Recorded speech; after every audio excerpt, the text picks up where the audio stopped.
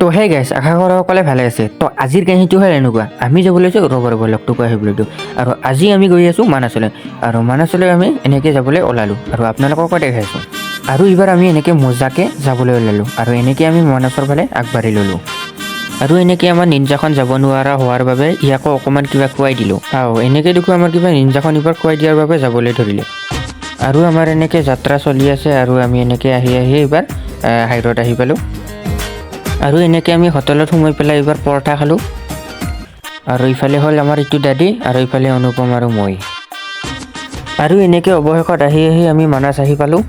আৰু এই তিনিটা হ'ল গড় গাইছ, আপোনালোকে ভালকৈ দেখা নাপাব পাৰে কাৰণ মই কেমেৰা বয়া। আৰু ইফালে হ'ল এইটো ময়ূৰ, আৰু মজাকৈ ইয়াৰে লগ এটা লগ পালোঁ মানাছৰে। আৰু ইফালে হ'ল এইটো ফোনত ব্যস্ত হৈ আছে। আহি পেলাই বহুতেই ভাল লাগিল গাইছ, মজা লাগিছে কিন্তু। আৰু এনেকৈ আমিও ঘৰত আহি পালে ই মোক ঘৰত নুমাই থৈ এইবাৰ ঘৰলৈ গ'ল আৰু ময়ো যাওঁ। আজিলৈ বা এই লগ পাম নেক্সট ভিডিঅ'ত।